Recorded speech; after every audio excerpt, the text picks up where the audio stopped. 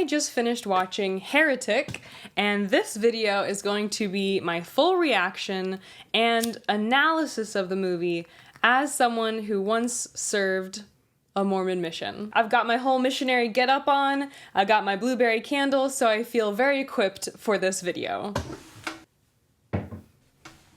Last part of my outfit change is missionaries are not allowed to have nose rings. And now I am fully transformed, so I'm ready to say, hello, my name is Sister Grenfell, and I would like to share with you the most amazing book. Just kidding, we're not talking about that today, but that reaction is coming in a future video. Here are my notes. I actually ended up watching this movie twice. And the first time I watched it as part of a pre-screening, which was super cool. I got to watch it at my house. And then yesterday I went to a movie theater and I watched it for a second time because I felt like the first time I watched it, these are all my notes, too many notes. And I felt like the second watch through, I picked up on so much more of the subtleties. So I felt like it was definitely minimum a 2-watch type of movie. The trailer really got me. I loved the trailer, the way that they set up the entire premise of the movie. If you haven't seen the trailer, I'll link it below, is that basically Hugh Grant's character, Mr. Reed, tricks the sister missionaries into coming into his home. And the trick that he uses is actually a trick that would work, at least would have worked on me as a sister missionary, which is essentially that the sisters say they can't go into the house if it's just a man, which is one of the rules. But he says, my wife's just in the other room, would you like to come in and then she'll join us in a bit once she finishes baking a pie, which is why I have my blueberry pie candle. This kind of sleight of hand where he says, my wife's just in the other room, would 100% have worked on me as a missionary who was very eager to have someone willing to talk to them. Based on my experience from being a missionary, plus the experiences of a lot of other men and women who have served missions, being unsafe on your mission is not an uncommon experience. Here is a couple clips from a YouTube video titled Sister Missionary Safety, 10 Things You Should Know. Keep it simple, keep it safe, be aware of your surroundings. Really in the end, God will protect you. There were times when I know that we were trying to be robbed, and there were times we were confronted by robbers and on deserted streets at night. But God took care of it. Oh, thank you, God. Thank you, God, for that. And the reason I wanted to start this video with that clip, and one other clip I'll show in a moment, is that I think it just highlights the extent to which Mormon missionaries actually are placed in danger. You're asked to knock on doors till very late in the night. This is the missionary rule book. The book is a little bit different now, but most of the rules are the same.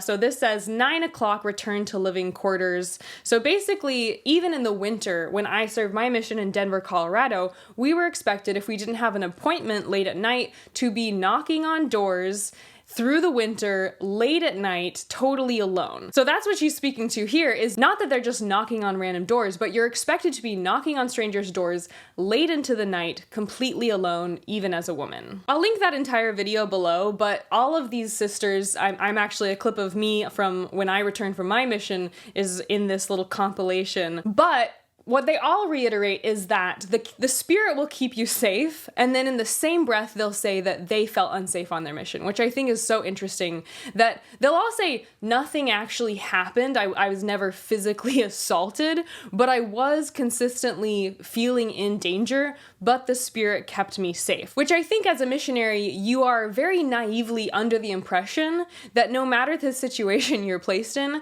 that if you're in tune with the Spirit or if you're righteous, then God will keep you safe, even though there have been instances of missionaries having very bad things happen to them. Here's another tip on how to stay safe on your Mormon mission. Something a relative of mine told me before I went that stands true is that, like, if you feel like someone is following you, you act like a crazy person. Like, you start talking, you start twitching, you start doing things that are just erratic, because people don't mess with crazy people. Like, even if People don't mess with crazy people. That is the extent of the safety training she has to share with the audience based on her whole 1.5 year mission, along with Listen to the Spirit. I carried pepper spray on my mission, and I'll share in this video there were many different moments where people yelled at me, or we were alone in dangerous situations without real access to immediate help if we needed it.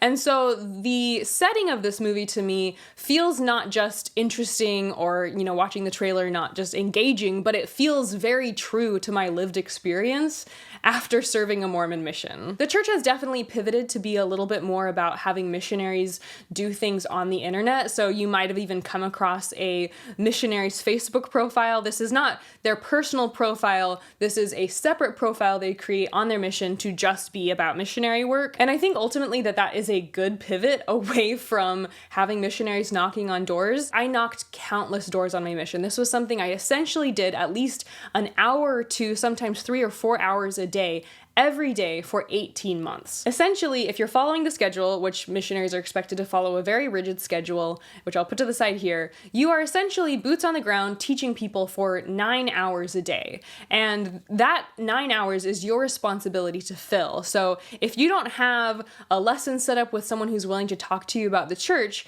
you basically are expected, or I was expected before we had Facebook profiles, to be knocking on doors all day, every day. This is really just upping the chance that you meet some crazy people, and you're so eager to talk to people because you're supposed to find people to teach and baptize that sometimes you do entertain. I have experiences, and I've heard other people share stories of maybe talking to people who are seeming maybe a little dangerous, a little off, a little strange, a little too interested in you as a sister missionary. And if you are spending 9 hours a day looking for anyone who's willing to even speak to you, I have had experiences where you're willing to entertain conversations that you wouldn't have been willing to entertain as just a normal citizen, but you're so desperate for people to teach and talk to that you will, and I think we definitely see this in the movie, you are overly willing to engage with dangerous situations because you're so desperate to find people who are willing to talk to you so you can accomplish your goal of finding people to teach and get baptized into the church. I had one experience we had this training from an elder missionary, which is a guy of your same age, but girls, you're only ever known as sister, but boys, when they serve missions, they are known instead of brother, they're known as elder, which is an annoying distinction. But we had a training from a missionary, a guy missionary, an elder, that basically if you give someone a Book of Mormon, that if they try to give it back to you, you should refuse. Because once they've accepted the Book of Mormon, they have accepted a chance at salvation. And so to then take it back from them is like you're actually now robbing them of the salvation that you've given them. So we had this training, and a few weeks later, I had given a Book of Mormon to a woman that I met at the door. She was quiet and friendly. We gave her a Book of Mormon. It was probably a 5 to 10 minute experience, knocking on her door, giving her the Book of Mormon, trying to set up another meeting, and walking away. And as we're walking down the steps to leave the home, a man's voice comes from behind us saying, "Hey, get back here." And he's waving the Book of Mormon.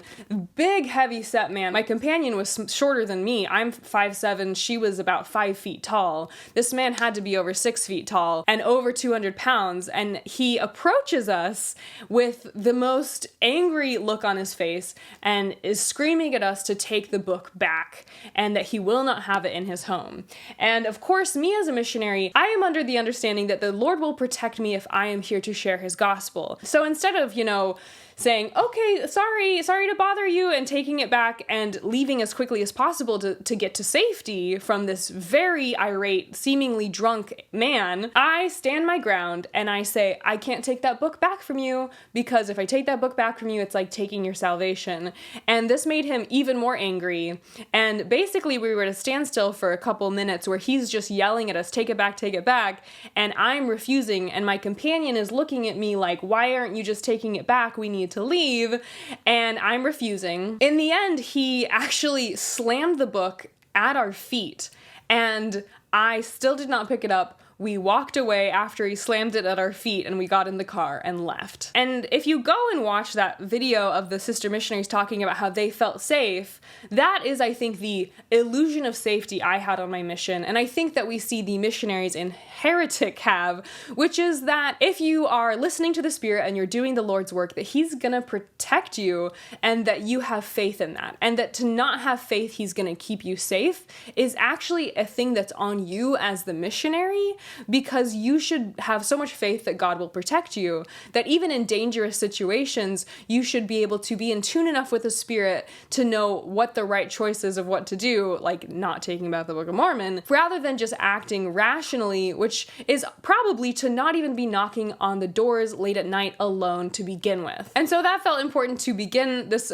reaction video to, which is that the entire premise of the movie, which is the sister missionaries getting entrapped by this man, feels very believable, just whether it's a movie or fiction or nonfiction. This feels like something that could actually happen to people. And so that's why I enjoyed the premise of the movie, because it was very well executed, especially with the lie he tells at the beginning that his wife is just in the other room, and they're so eager to get a baptism, they're so eager to share the gospel and even to get out of the bad weather, that they kind of look past the warning signs and they blindly walk through the door. Before I jump into sharing some of the things I really liked coming at it from a former missionary, just know that I'm about to start sharing some of the smaller kind of beginning parts of the movie. None of it is going to be big plot spoilers yet. I'll let you know when that portion of my analysis is coming, but just know that I'm about to start talking about the movie in more detail. So if you haven't seen it yet and you don't want any spoilers, just know that they are coming. Just to touch on a few of the other things I enjoyed as a former missionary, I feel like they really captured the Mormon sister missionary vibe. It's a depiction that I felt was more true to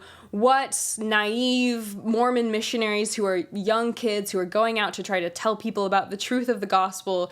It was just, to me, more realistic than I think what the Mormon church would like to portray the day-to-day life of a missionary is in their kind of sanitized PR version of Mormon missionaries. For example, their outfits were awesome, the shoes they wear, the cardigan that Sister Paxton has, all of it felt very true. Like they just looked at the missionary outfit website and took exactly what missionaries are supposed to wear and used that very perfectly in the movie. I also just think the actresses portrayed what it's like to be a sister missionary really well. Sister Paxton has some good cheesy jokes. She's very personable. It reminded me of, on my mission, this was the manual that we used to learn how to teach people.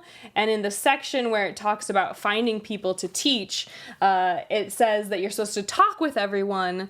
And it says that you should look for clues. This is word for word. Look for clues such as items in homes or yards, lettering on clothing, or indications of children to help you know how to begin talking with people. So even on my mission, we would look for these clues. You know, it goes even down to lettering on clothing to say, oh, you're a fan of whatever sports team.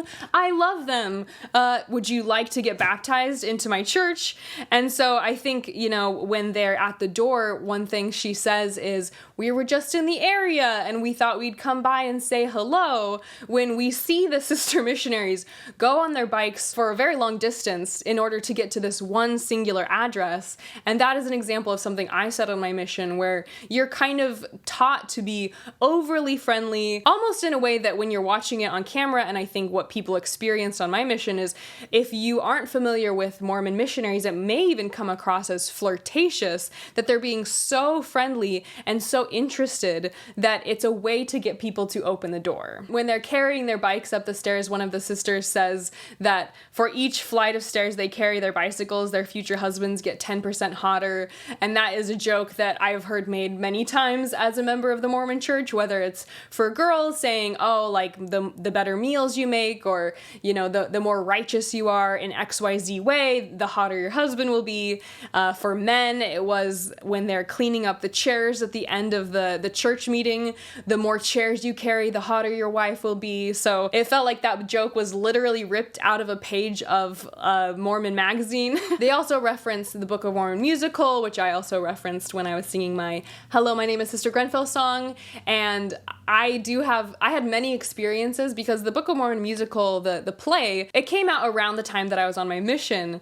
And so I would have people ask about it fairly consistently and say, what do you think of it? Have you seen it? And so I think missionaries are familiar with the depiction of Mormon missionaries. I think that's accurate, and they're kind of playing that in the back of their mind as a reference point to how people are going to be perceiving them. I was going into the movie super curious if they would bring up a Mormon temple, because the whole temple robes to me is one of the strangest aspects, if not the strangest aspect of Mormonism, that people are the most taken aback by.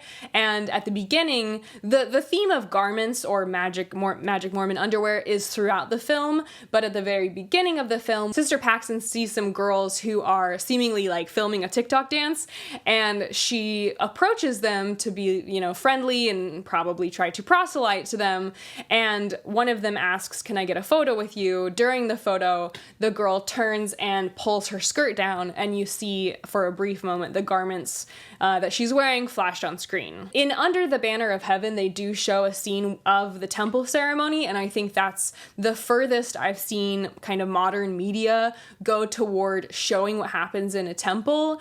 But I did appreciate how they tied in garments or magic Mormon underwear into the film in a way that felt referential but didn't feel like it was hitting you over the head. Another little detail that I thought was great is that at the end we see that the phone, the cell phone the sister missionaries share is a temple, that their background is a temple. On my mission, I didn't have a smartphone, we just had a flip phone, but I'm pretty sure that the background of the flip phone was still a temple. I can't remember. But that feels very accurate. Temples everywhere. Never, as a missionary, you're never really supposed to share what happens in a temple, and yet references to them are kind of throughout Mormonism, and so it's a very big question mark for a lot of people learning about the church. Right at the beginning of the movie, we see the sister missionary sitting on a bench that I'll put a picture off to the side here that says size doesn't matter, and it's basically a condom advertisement. They're basically having a conversation where they're discussing human anatomy and human relations, and that scene also rang very true to me. I have a memory of one of the missionaries I knew on my mission. She basically said she didn't want to have relations with her husband on their wedding night because it's very difficult, especially I think for women, to go from closed mouth kisses, which is kind of what you're told to do, not even any making out. You're just supposed to go from closed mouth kisses to having full-on relations. I'm saying relations because YouTube does not like it when I talk about anything more specific than that, the night of your wedding. Whenever I had conversations like this on my Mormon mission, it always felt like the blind was leading the blind, because I knew people on my mission who were 19, 20, 21, etc. Women can go when they're 19, men can go when they're 18, and sometimes I had companions who had literally never even kissed someone. They'd never been kissed, and they are, a 21-year-old woman serving a Mormon mission, wondering about what it's going to be like to be married, because as a woman, marriage and having children is the thing that you are kind of meant to dream of as the ultimate goal of living life on this planet. And so to go from never having kissed anyone, and then a lot of women date and marry the first person they kiss, or at least marry the first person they date seriously when they're an adult, it's very confusing and very difficult. And so I also loved this depiction of their conversation about human relations, because I feel like Mormons are so naive when it comes to this subject, and I think that them sitting on this bench, which obviously kind of has triggered this conversation about relations, is something that I experienced on my mission, kind of tentatively trying to be curious about this subject that many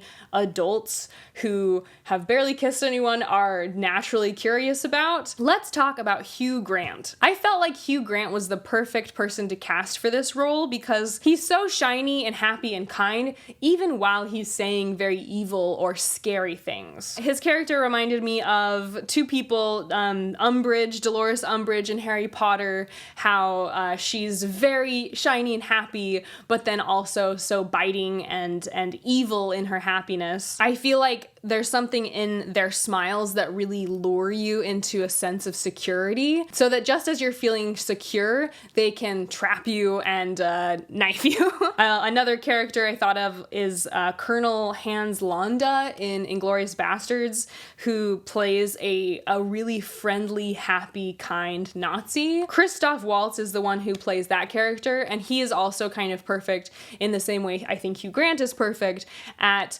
making the audience feel very almost emotionally confused about how to feel about this person who looks very approachable and almost speaks with this level of benevolence that when you actually listen to the words he's saying or the actions that they are participating in, you know that they're evil, but you still feel like you want to be tricked into liking them. I also loved how they designed the set, which is the house where Hugh Grant, whose character is named Mr. Reed, is just how the whole set is designed. When the sisters first enter through the threshold, they see a little cross-stitched piece of art that says, "Bless this mess." He has a mug that says, "Hubby," and it's almost like he's tried to make it look as cozy as possible, but then you realize as there's little ornaments of coziness, it's also very austere. If you're enjoying this video, just a quick reminder to like this video and subscribe to my channel. If you've watched the movie, drop your comments below,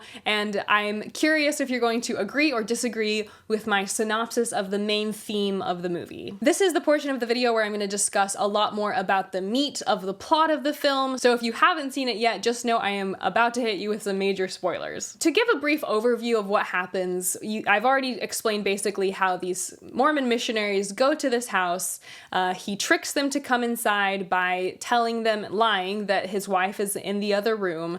They come in and they start to have a really interesting conversation about religion, and I'm gonna talk more in depth about what that conversation entails in a bit. As they have this conversation, the sisters are engaging. They're talking about the Book of Mormon, about Joseph Smith's polygamy, and as the conversation goes on, the sisters keep asking, "Hey, can we meet your wife? Where's your wife?" Mr. Reed kind of puts them off each time and says he's going to go get them a drink. He comes back with a couple of sodas and a candle. As the conversation progresses, they continuously ask to see the wife. He says, "Let me go check. She's probably almost finished with the pie." As he leaves, she turns the candle around that he brought out with the drinks, and she realizes that the candle is a blueberry pie smelling candle, and that there's likely no wife to be found, and that they've been essentially lied to throughout this entire experience with him. They try to make phone calls and realize that their calls aren't getting through, and then they go into a kind of a back room with him, and he says that he can't open the front door. The front door is locked for some odd reason, and that to leave they have to go through the back of his house. Once they're in the back of his house, there's two doors that they have to choose to walk through, and he continues, you know, as he was in the front room kind of sharing all of his perspectives on Mormonism, he continues sharing this almost lecture that explains why he doesn't necessarily believe in Mormonism as the one true religion. That brings us to being about halfway through the movie, and I'm gonna pause my plot explanation there. The reason that I love this movie is I think that there are two ways to take it. And the first time I watched it, there's two stories here. I think one story is an evil atheist entraps two believing missionaries. They triumph over his atheism, and one ends up fully escaping. I think the other way to take this film, because keep in mind, this is A24. A24 often creates films that invite a lot of analysis. There's a lot of extended metaphors. There's a lot of symbolism. And so when I watched it through the second time, I think that Mr. Reed in his truest form is not just supposed to be taken on his face as this is, you know, a horror story about a man capturing girls, but I think he's meant to be the embodiment of religion. We see Mr. Reed embodying what religion does to people throughout the movie. And so we see just how religion, in my opinion, has a very happy, smiling face that kind of lures you in and gets you to bite with its, you know, happy families, its family values, its good morals. And then once you're in it, you are essentially trapped. And we see that with the sister missionaries, where he lures them in with this blueberry pie story, with, telling them that his wife is in the other room. He has stuff throughout his house, like his hubby mug or his cross-stitched art, that makes them feel complacent and at home. And once they feel complacent, they become trapped. This, to me, is exactly how religion works, and which is what I think the extended metaphor is trying to teach us, is that we let religion into our lives on the basis that it is good, or that belief is good, or that we should participate in religion. And then once we are in the religion, especially a religion like Mormonism, we realize that we've been entrapped in a state of thinking that makes us feel that we chose the religion, which is why I think Hugh Grant's character for this is so good, because when they first cross the threshold, he says to them, just so you know, there's metal in the ceiling and the walls. Is that okay with you? And they kind of look confused and they say, yeah, sure. And then later, when they can't get a phone call out because of the metal in the walls and the ceiling and the floors, or whatever he says, when they can't get a call out, he says, but you said you were okay with it.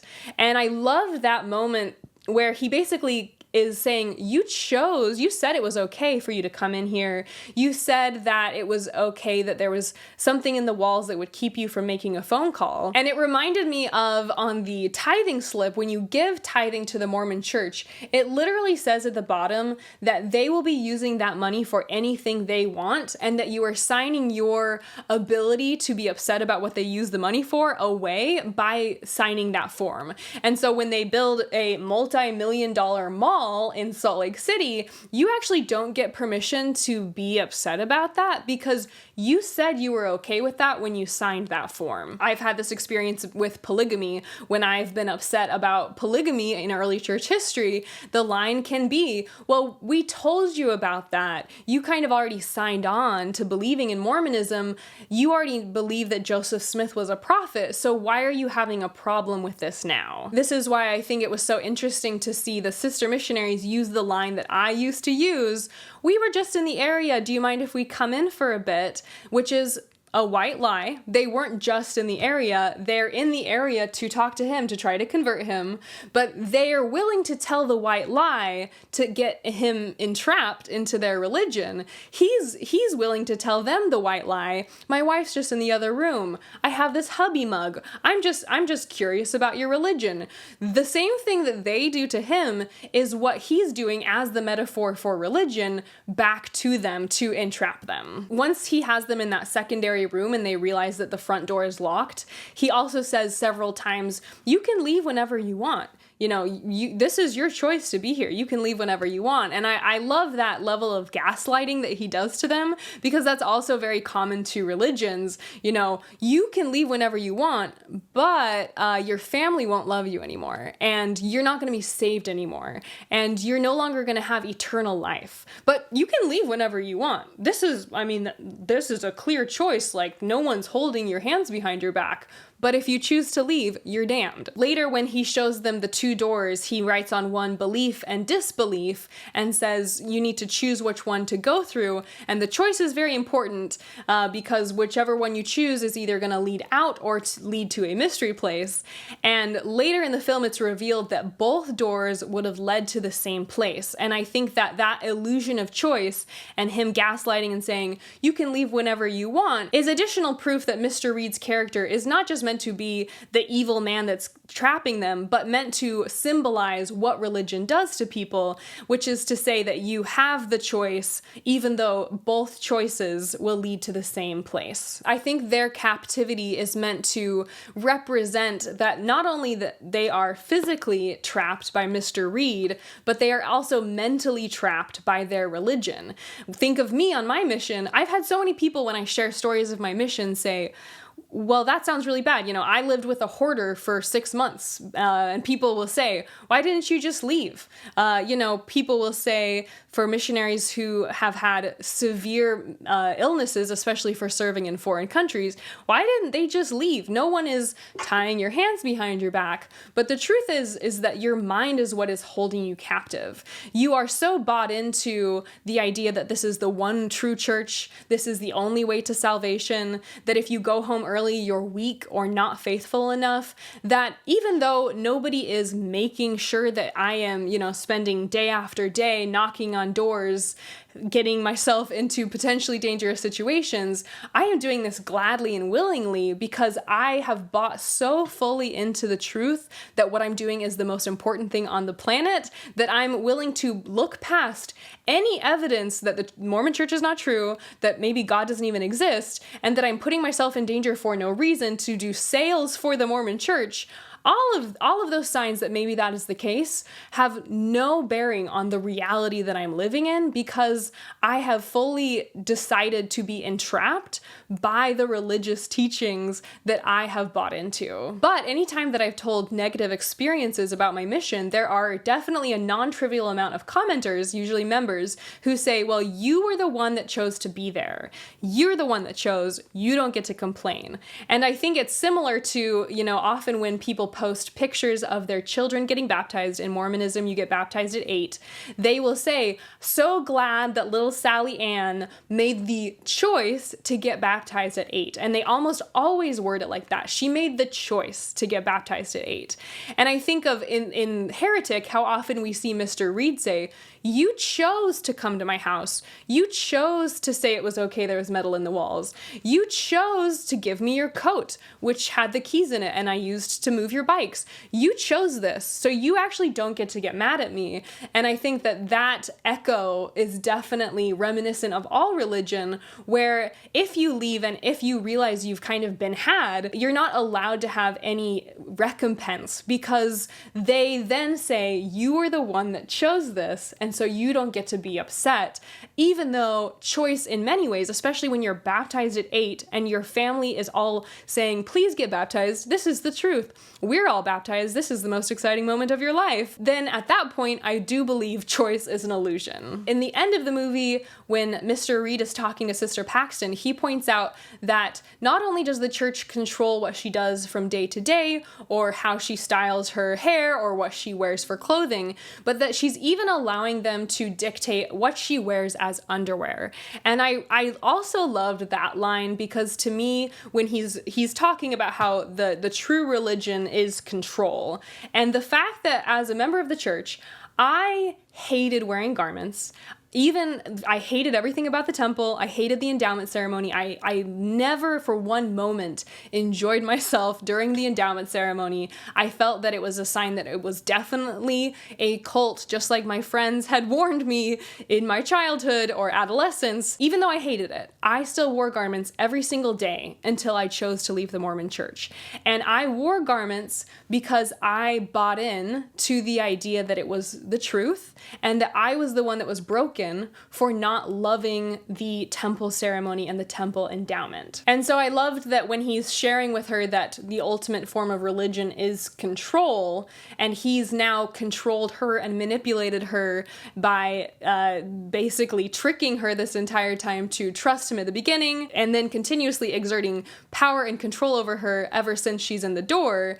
The final moment when he says, you even let them choose what underwear you wear.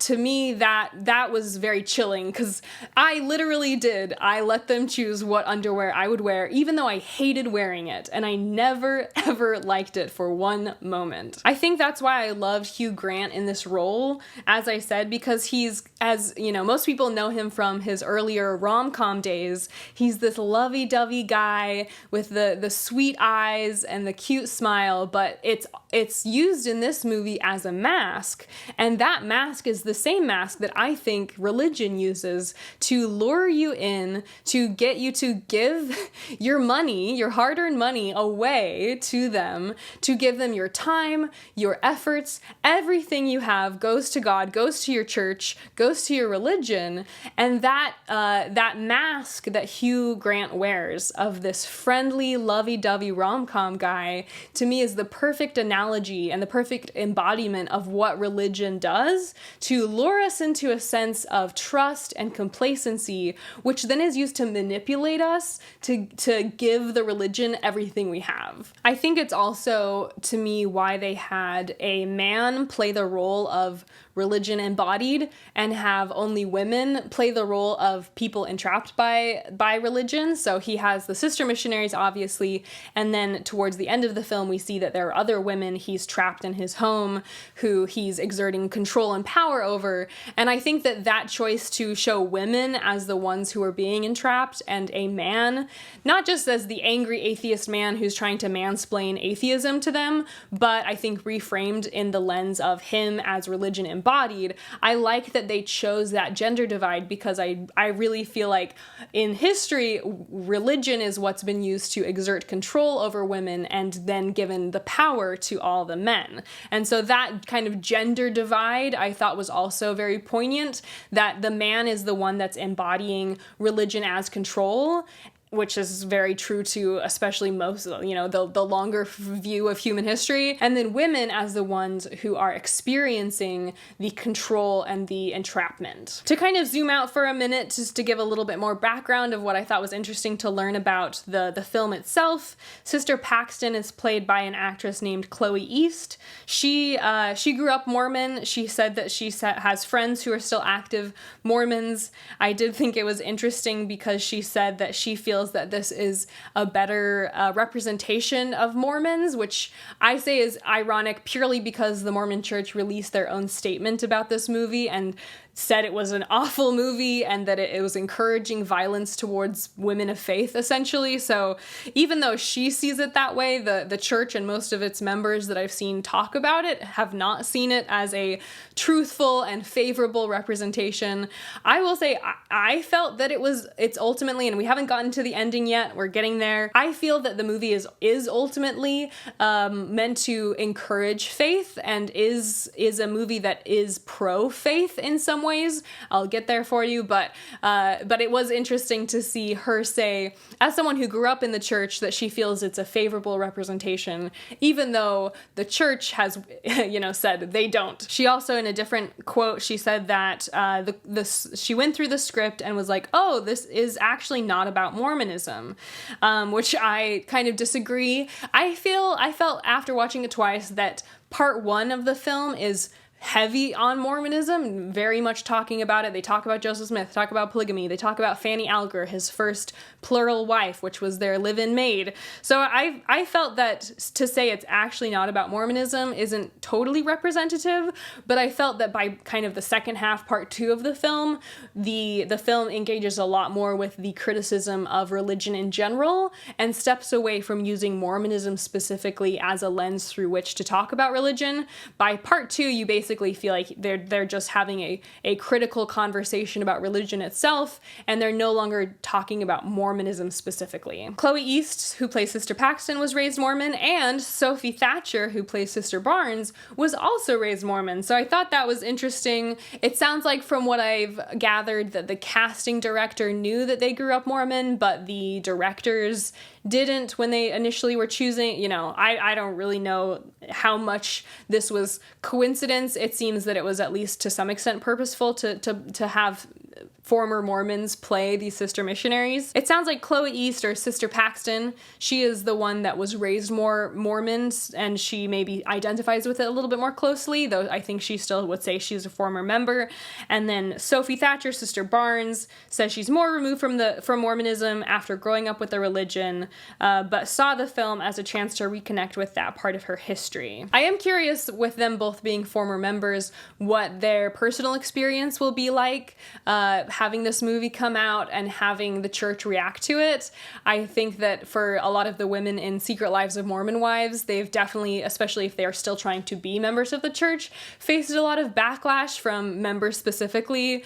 It probably doesn't feel great to have the church release a whole statement condemning the movie that you felt was a nuanced or accurate depiction of your religion. I really, too, I haven't mentioned this yet, but I liked how they depicted the two sister missionaries, because we have Sister Paxton, who is the happy-go-lucky, kind of more naive, blonde, brightly dressed. She has the pink cardigan. She's happy and bubbly and smiley. She's one depiction of a Mormon missionary. And then Sister Barnes is she's more like me. She's wearing black throughout the film. She has black hair. She has darker features. And she's also the one that's more skeptical. At the beginning, she said that she's not received a sure witness. And so she maybe is supposed to be, I think she's definitely presented as the skeptic missionary. And I will say I met both on my mission, some who were born and raised in the church, and just kind of fully in it, fully faithful,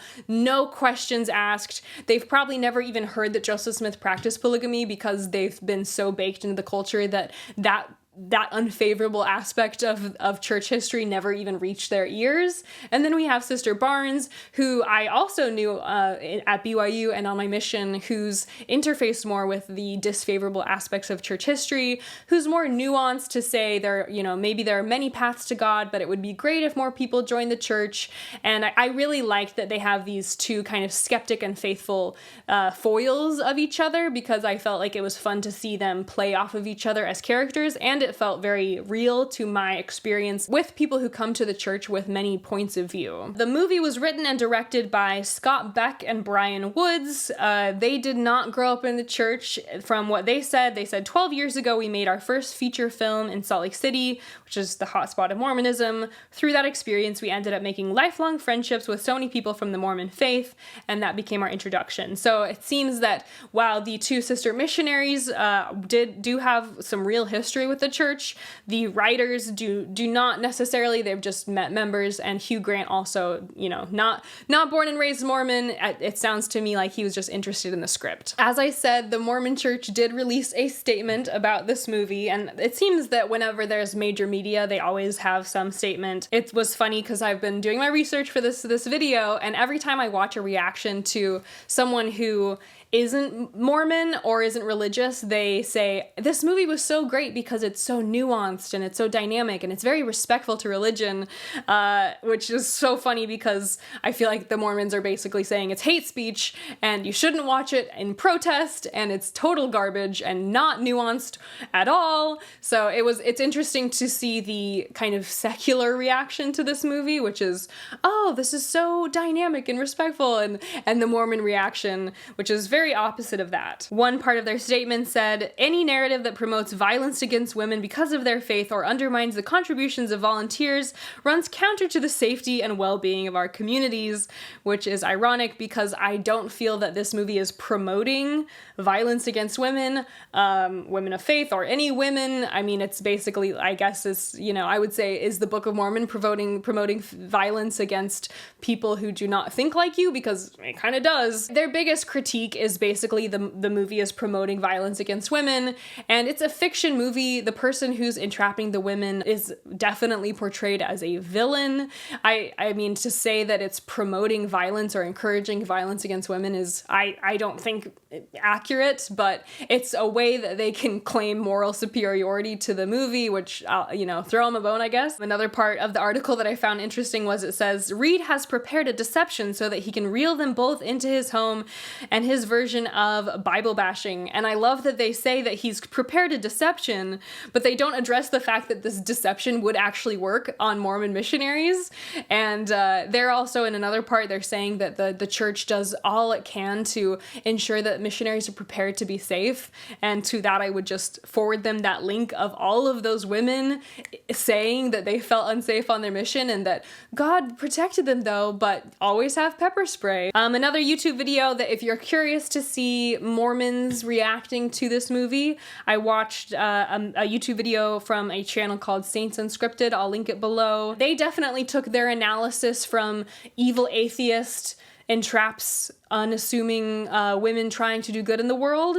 I thought that their analysis was very interesting. I do think that the comment section of the YouTube video with the Mormon lens is pretty, it's just gold. One person said, "It has a 93% rating with critics on Rotten Tomatoes. Seems the critics really dig it. I think that may reveal more about them than it does about the movie, though." Those atheist Rotten Tomatoes critics always thinking things that don't like religion are good. They also said, after reading a lot of reviews, it seems that the furthest depth of the writer's research for Hugh Grant's dialogue was looking across top posts on the atheism subreddit and skimming the CES letter. And the actress's main motivation in taking and performing these roles was to paint them as naive and repressed in every sense. So, in other words, a complete waste of time, especially for Latter-day Saints. And so I think it reminds me of often how Mormons struggle to engage with popular culture that is about their religion, because I mean, even she says it in Saints Unscripted, where she basically says that any depiction outside of the church's depiction of missionaries really isn't accurate or shouldn't be trusted. And I think that they're almost proving the premise of the movie, which is that religion only wants you to see its PR face, its public relations happy mask, and doesn't want you to engage with some of the trickier or more gray areas of it, like the idea that sister missionaries are put in danger by the church by asking them to knock on any stranger's door past dark.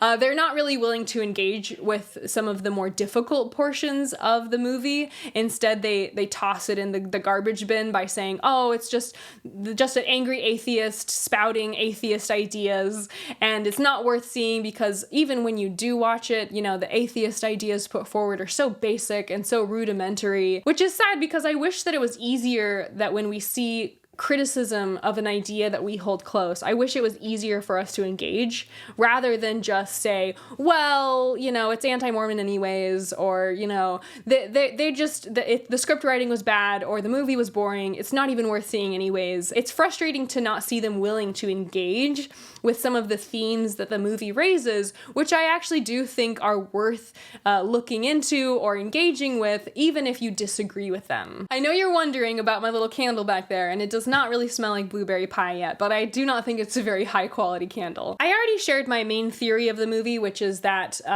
Hugh Grant's character, Mr. Reed, is meant to be the embodiment of religion in kind of an extended metaphor. If you've seen it, let me know if you agree with me. I wanted to highlight a few of other interesting themes that the movie presents. I really enjoyed how Mormonism is presented as an iteration of religion over the years and how it's kind of its own version of plagiarism. Mr. Reed, when they're in that back room and he's talking them through some of his ideas, he basically says that Mormonism is a plagiarism of a plagiarism, and that we see ideas plagiarized over and over again, not just in religion, but across human history and culture. 3 versions of that he brings up. He says that everybody's heard of Monopoly, and he kind of puts Monopoly out on the table before them, and he says that Monopoly is like Christianity. It appeals to the masses. Everybody's heard of it. You know, everybody's played Monopoly, but maybe not everyone's finished Monopoly. Does that sound like the Bible or what?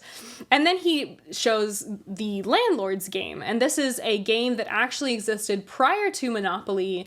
It looks almost identical to Monopoly. It's created by a woman, years before Monopoly. And the idea was taken from the landlord's game and ripped and created into Monopoly. And so he says that Judaism is pre-Christianity, but far fewer people are Jewish, and so far fewer people have played the landlord's game, and that basically Christianity is the more palatable spin-off of Judaism. He then introduces the Quran and talks about Islam and compares this to the more modern version of Monopoly and says that these are all essentially iterations of the same idea. idea, and that Mormonism is the zany regional spin-off version, and he puts down a Bob Ross version of Monopoly. And so the way that he is comparing religion to the versions of and adaptations of Monopoly over the years is very interesting to me, and I really like that. He said that the Book of Mormon is essentially Bible fan fiction, which if you haven't seen my Book of Mormon video from last week, I suggest checking that out. Another comparison he makes in developing this idea of religion as plagiarism is he talks about this song. He plays a song by the Hollies, and it's the song The Air That I Breathe. This was a song written in 1974 that maybe, you know, I don't think I'm ultra familiar with that song. I probably couldn't sing you all the words, but in 1992, Radiohead made a song called Creep, and Creep was very similar to The Air That I Breathe, and Radiohead was actually sued by the Hollies because the songs were so similar, and basically he's saying, here we see another original version, and then the iteration that we can tie back to the OG version of the song. And then, in 2017, one of my favorite singers, Lana Del Rey, wrote a song called Get Free that was so similar to Creep that Radiohead sued her for copyright infringement the same way they had once been sued by the Hollies for copyright infringement on their song. Another comparison that Mr. Reed makes is between different burger joints. So he has them, they talk about different burger joints, they rank them, is Wendy's better than Burger King, is In-N-Out better than Hardee's, etc., etc., and they're basically also still continuously proving this point that all of these are iterations of the same basic fundamental principle of a burger, but there are hundreds of burger joints that all take in millions and billions of dollars. One point I thought that was interesting that he makes is that even though he's searching for the best burger joint, no matter how many burgers he eats, he realizes the more malnourished he gets, and he compares that to, as you study religion further and further, looking for the meat, you just realize how thin it all is, and you're left with not a lot of spiritual ground to stand on. And so these three come together as his argument that all religion is iterations of itself, whether it's Monopoly or the songs that got ripped off each other or the burger conversation. These are all examples of money-making capitalistic versions of how people use something good and subvert it for themselves and then try to pass it off as its new own thing. He says at one point that missionaries are just salespeople for the church, and I've said that basically since I left the church, that you are paying as a Mormon missionary. You don't get paid, you pay the church money so that you can go around all day knocking on doors and trying to get converts to the church. And as much as Mormons would say it's kind of offensive to say missionaries are salespeople for the church, you can see here that they definitely, that you fill out all these forms, you're setting goals, you're writing down addresses of potential people who might be interested, you are keeping track daily, you have daily goals, you call in to let people know if you've reached your goals, what your stats are. It's very data driven. I don't think people realize just how data driven Mormon missionary work is, and how much you are really scheduling every 30 minutes. Every 30 minutes you're supposed to have something you're scheduling in. And so I think that line of missionaries as salespeople really resonated with me because there is this salesy element of Mormon missionaries, which is why so many Mormons go on to do summer sales when they, knocking on doors when they return from their mission, because you've practiced selling things, you've practiced sales for this entire time, you've dedicated all this time to try to convert people. In sales, they literally call it conversion. You've dedicated so much time to learning this skill that you become really quite good at it. I like too in the movie that he is keeping track. In the movie, you actually see him making notes about how he's planned very carefully. He's planned what they'll do. First, they'll have the pie, then they'll go in the back room, then he'll show them the belief and disbelief doors, and he's keeping notes. And this idea of how religion very meticulously and carefully is tracking in the same way salespeople do. How many board games did we sell? How many streams did the song get? Which burger joint sold the most burgers? That religion really does the same thing. thing and saying, here's how many converts we have, here's how many members, how many births, how many, you know, born in the covenant births. And so I think this idea of data tracking was fairly subtle. It's not a huge part of the movie, but I think that him tracking their movements very carefully and planning it out is also showing, since he's, you know, meant to represent religion, how religion is very meticulously and carefully planning how to entrap people and how to take people from first contact to baptism to temple endowment to full tithe payer. After this whole kind of comparison between the singers and the burger joints and Monopoly, he then stands in front of this wall where he says all of these religious figures existed prior to Christ, but they all have a lot of similarities. He names specifically Mithras, Horus, Krishna. He says that many of them were born on December 25th. Some of them died for the sins of their believers. Some were carpenters, and they're all kind of savior figures. And basically, in the same way he's drawn lines between the board games, etc., drawing the line between many other religious figures throughout history prior to Jesus who have a lot of similarities, and that Jesus is a plagiarization of these other religious figures. One thing I really loved about the movie too is how, and maybe this is just me being crazy, but this is how I interpreted it, is that the way Mr. Reed's house is designed is also meant to mimic this same iteration or plagiarization comparison that he's kind of making throughout the film, which is that when they're in the first room, the living room, the sitting room, it's the mask of religion, right? It's the PR version of religion. He's put up the bless this mess. He's got it. He has it cozy. It smells like blueberry pie. It's very approachable. They feel like it's inviting enough for them to come in out of the bad weather. And then that's kind of the first level of religion, which is what we often see as someone who's being proselytized to, the smiling faces, the family values, the approachability. And then they go into the next room and it's organized more like an austere church building. He's got the candles. So that's the next layer of religion where they're interfacing with a version that's a little bit more demanding and a little bit more serious. And this is where they start to realize they're truly trapped. They're not getting out. And so in the second level, they're more trapped. And then when Sister Paxton makes it down to the very base of the home, she sees a lot of pagan iconography. It's much more cult-like, almost prehistory religious symbolism. And this is where she's getting to the basis where she learns what Mr. Reed says religion is really about, which is control. And so I really liked, as we progress through the film, they progress through the house, and the religion, Mr. Reed as religion, goes from being very happy, very friendly, to being ultra controlling, and really has removed the illusion of choice altogether. If you're enjoying this movie, just a quick reminder to like this video, subscribe to my channel. I release a new video about Mormonism, whether it's Mormon history, Mormon doctrine, my experience growing up as a very religious, very devout member of the church. So if you want to see those videos, don't forget to click the bell button so you get notifications when I share a new video. I've touched on this a bit, but I wanted to get into this in a more nitty-gritty sense to analyze religion used as a form of control. I often call the Mormon church business in the front, cult in the back, because it feels like it's a very acceptable, palatable church, and then you're in the temple, doing the prayer circle, saying, "Oh God, hear the words of my mouth," and wearing your religious underwear that you're never supposed to talk about, and then you realize maybe you're in a cult. I think that one aspect of this is the use of blueberries as a symbol in the film.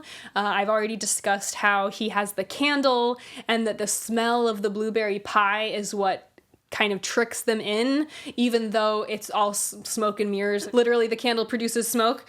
And so I think the sweetness that has no substance was an interesting symbol in the film. Pie is kind of a symbol of hospitality. Later, when they're trapped in the cinder block room behind the two doors, a woman comes out and eats a pie. She's supposed to be pretending to be resurrected, and the pie that she eats looks really yummy, but actually is is poisoned. And so just like the candle was sweetness with no substance, we see sweetness in the blueberry pie shown as something that looks really tasty and really, pie is kind of hospitable, but then is used to kill her. And so I liked that the blueberries are kind of this recurring symbol of, you should trust me, it's so yummy, and then it vanishes and you realize you've been tricked. I saw that in some of the pre-screenings of the movie, they released this scent that was the smell of blueberry pie, and they released it when she turns the candle around, and I think that was a good touch. The theme of pies being deceptive also reminded me of Sweeney Todd. Whenever I was in middle school, which is crazy that they showed us Sweeney Todd in middle school. I don't think my parents knew that they would do that, but in middle school in theater, they showed us Sweeney Todd, and my theater teacher, as she was showing us Sweeney Todd, she passed out these meat pies and kind of like a little mini meat pie,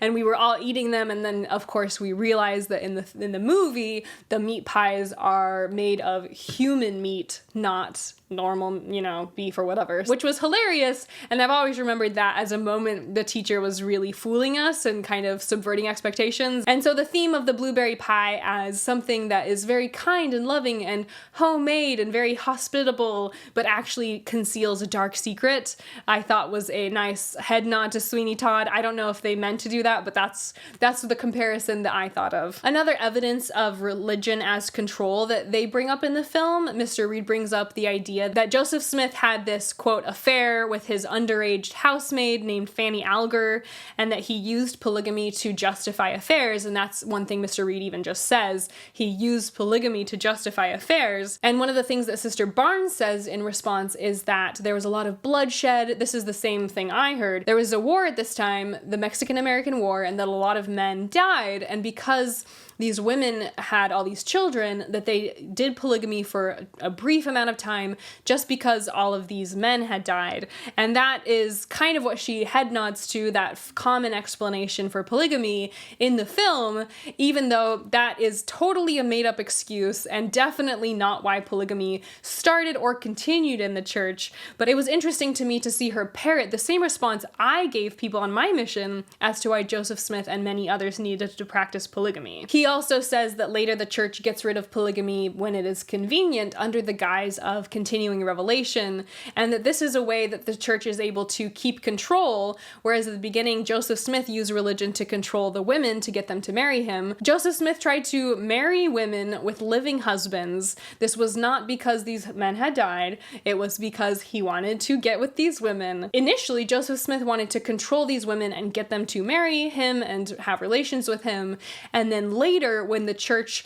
wanted to keep control of their people, who wanted to keep control of the state of Utah and join the union, they got rid of polygamy when it was convenient, not because of God telling them, but because they wanted to maintain control. I think that her response about why polygamy happened, I think really reveals how naive I was as a Mormon missionary and a member of the church, and how many members are naive and just have heard these explanations parroted and allow them to be used as a way to control what would be a normal reaction to finding out how many wives Joseph Smith had. But because they're kind of placated with these explanations that seem halfway believable, and they're already predisposed to want to believe because their entire life is built on this religion, they are willing to allow the control to continue, even if some of the explanations for why effed up things happened don't hold water. One thing that I liked about how Sister Paxton's character was written is that she continues to be polite to Mr. Reed throughout most of this movie, even though he is being so awful and trapping them and trying to kidnap them and obviously kill them. She is still ultra polite to him, which is, I think, very much exactly how a missionary is trained to be. Even in the most awful situations, you're still supposed to be a representative of Jesus Christ. And so her kind of naive friendliness, even in the face of him trying to kill them, is to me the same version of the naive believer who, even as the church is saying, give me 10% of your money, and I'm even going to let you know that I will be doing with this money whatever I see fit, even if it's investing in Apple stock, and members just naively continuing to give what to them is a large amount of their salary and to the church is a drop in the bucket. But they do it happily and they choose to do it, even though the church has said, hey, are you sure you want to do this? This is your choice, because they've bought into the dogma that paying tithing is the only way they'll see their family in the afterlife. Now that I've explained some of my favorite themes of the movie, I wanted to jump into some of what I see as inaccuracies and a few criticisms or lack of believability potentially. I felt like overall, like I've already said, the depiction of the sister missionaries was very accurate, and I thought that they did a good job at researching, often, like I said with Secret Lives of Mormon Wives, during the kind of B-roll, they show a lot of cathedrals or stained glass or crosses. Mormons don't have crosses at their church buildings at the top or shown, inside of the chapel or pictures on the walls. Often when you see Mormonism portrayed by non-Mormon people, I see them borrow oftentimes mostly from Catholicism when they're trying to develop, the background, or maybe they're trying to show the outfits or the way they talk. One thing I appreciated was when he said Moroni, she corrects him and says Moroni. And so there were a lot of little subtleties that I felt like you could tell they really did their homework and they're not just throwing out Catholic references mixed in with Mormonism, which to me is quite lazy because they haven't done the research to see that there are some major differences in even just the way of speaking, the way of dressing, the way of designing their worship halls or whatever. So I appreciated, and like I said, mostly I would say they did their homework, and the way that they portray Mormonism and the sister missionaries is very accurate. One criticism is that typically if there's a male investigator or person that wants to learn about the church, they get passed off to the elders, the male missionaries. And so I've seen some people say, well, if it's a man, they would have been passed off to the elders anyways, and the sisters wouldn't be visiting them. In my experience, that's not necessarily the case. It's very dependent. Typically, when you have a man who's interested in learning about the church, it can just get assigned to whoever. And then if they go to that address and find out, oh, he's married, then the sisters would be permitted to continue to teach them. So sometimes, for example, if a person who's married, a man and a woman, get interested in the church, and then the man is the one who submits the request for the missionaries to visit, and the sister missionaries show up and there's a woman there, then they're allowed to continue to teach them.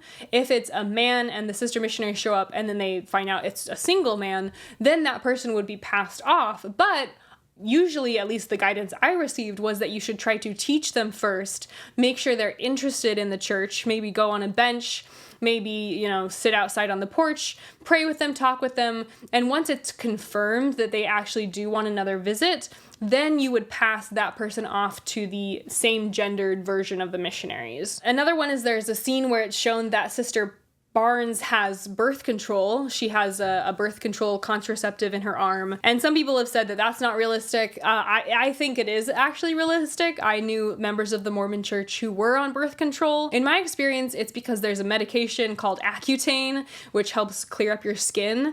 And to be on Accutane, you're required to be on birth control because Accutane can cause really severe birth defects.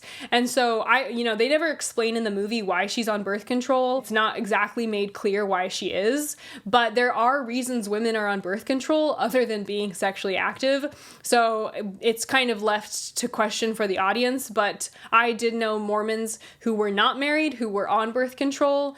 The ones that I knew in that scenario were always on Accutane, which was to help their skin. One inaccuracy that is never quite explained is that they have a male missionary. The first time they show him, he's looking at a picture of Joseph Smith, probably aspirationally, because he would like to be like Joseph Smith.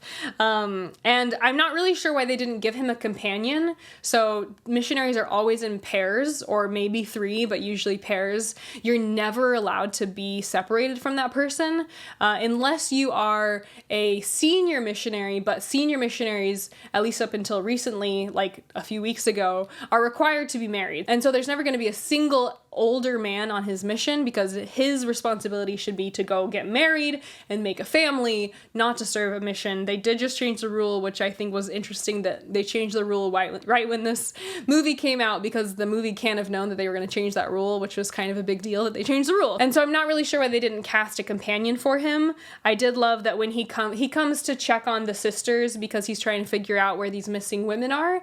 And I did enjoy that when he knocks on the door, Mr. Reed says, "Sorry, I haven't seen them," and then the missionary leaves, and then we hear, the knock, the missionary comes back, and it's this moment where you feel like maybe he had some revelation and he's gonna save them, but instead of saving them, there's a long pause and he says, I would feel upset if I didn't ask if you've received this pamphlet. And so he's trying, he also, we see, is trying to, he's single-mindedly trying to proselytize and use this opportunity to talk to someone to say, hey, can I share the gospel with you?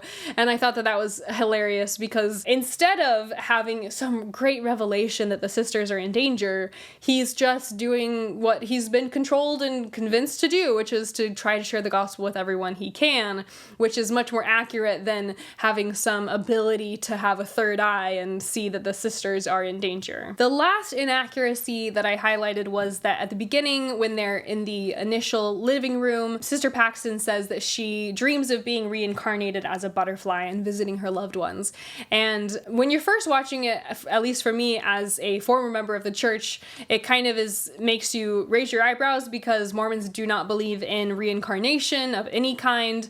There's a whole flowchart for what happens after someone dies if you believe in the Mormon religion. But I felt like once you finish the film, you realize that the theme of butterflies, similar to the theme of the Blueberries, is meant to carry forth a broader message. So that brings us to our analysis of the ending. I'm going to tell the even more spoilers about how the movie ends, just so you know. If you're with me this far, I'm guessing you've either seen the movie or you're not too concerned about spoilers. To kind of catch you up, essentially, Sister Barnes has her throat cut, and we presume she is dead. She's left on the floor. Sister Paxton continues this kind of ongoing conversation with Mr. Reed about religion. Sister Paxton figures out how to get out of this concrete room where he's trapped them by going through a trapdoor at the base of the room.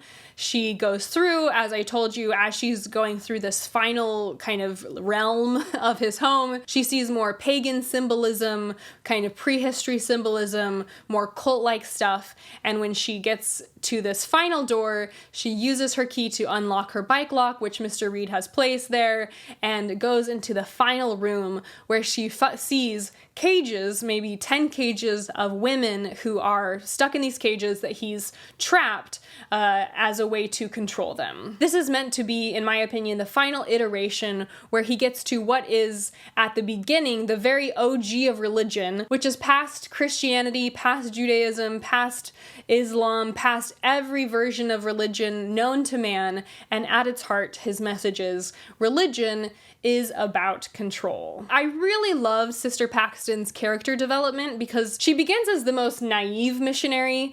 Sister Barnes, whose throat gets cut, is the more cynical one, and so I really love that they have some really great character development with Sister Paxton.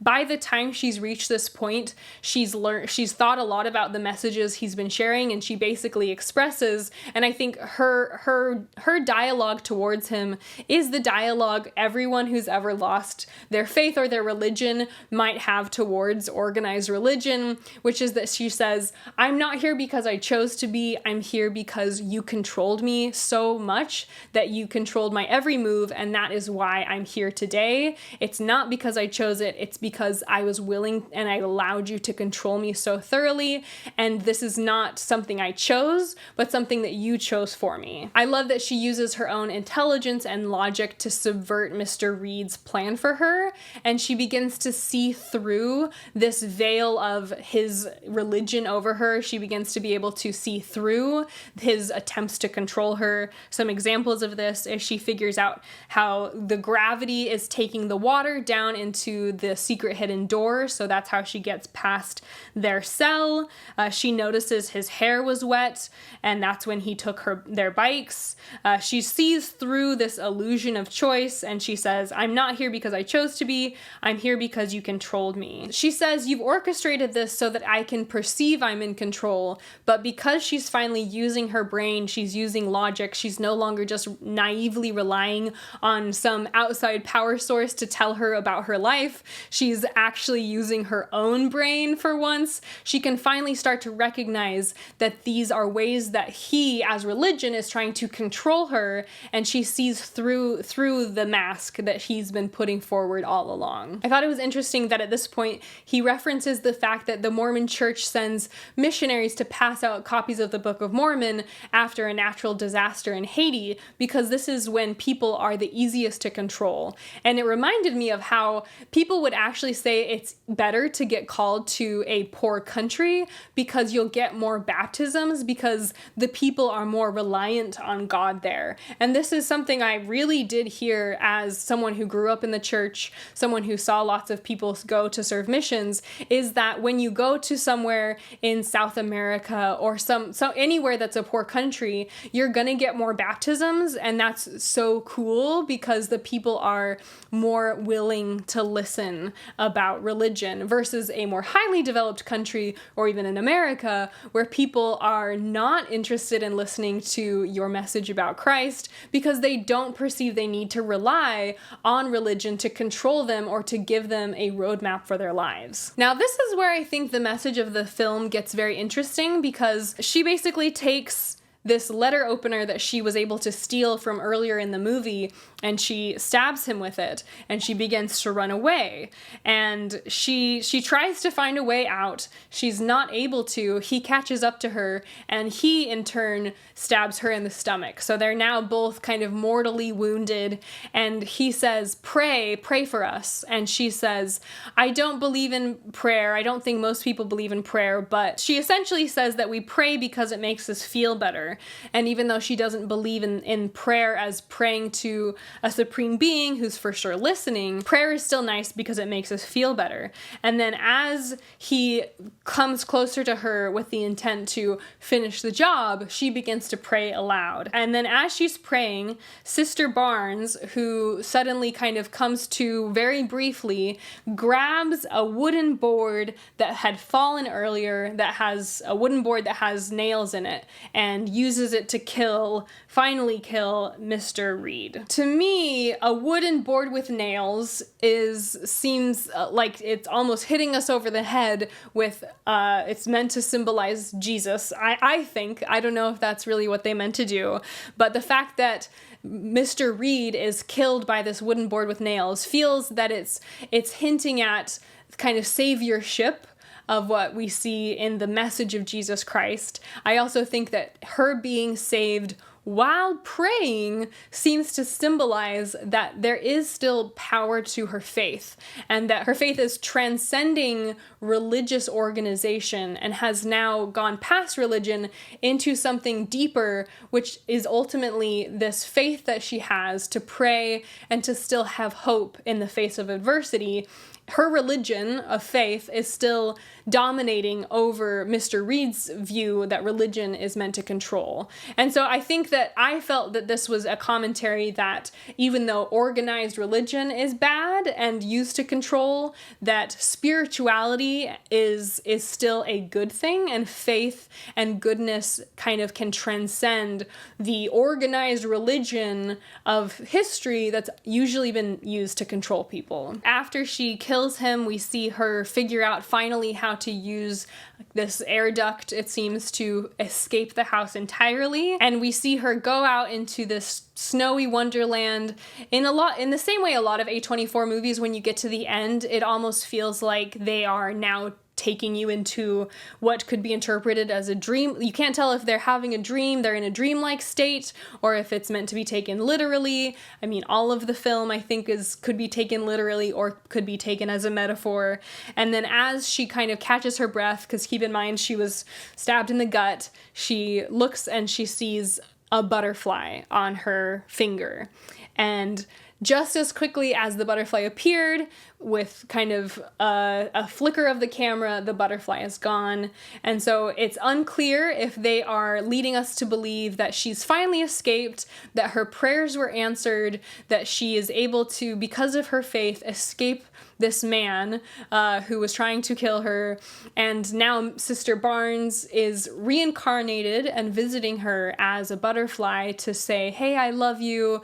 And it's kind of like, I think that that is one interpretation of this ending, that she's free and Sister Barnes is visiting her and it's a happy ending. Or there's another interpretation of this butterfly, which comes from a story Mr. Reed tells earlier in the film, which I'm gonna butcher the name, but Chang Zhu was a philosopher in ancient China. Mr. Reed tells this story, and in his dream, he's quite sure that he's a butterfly. But when the man who's dreaming of the butterfly awakes, he wonders to himself, am I dreaming I was a butterfly, or am I now really a butterfly dreaming of being a man? And so it's basically meant to be a philosopher's question that asks if our reality is what we think it is, or if it's all an illusion. And obviously we've seen throughout the film the idea of choice as an illusion, reality as an illusion. Reality is meant to be questioned, and things aren't always as they seem. And so I think that you could either say that the movie is just a happy ending where she escapes and she sees her friend visit her on her finger, or you could see it as she's now potentially passed away and she's now in a simulation. She's dreaming of being visited by a butterfly, and I'm not sure if it's meant to be, now she's reaching enlightenment.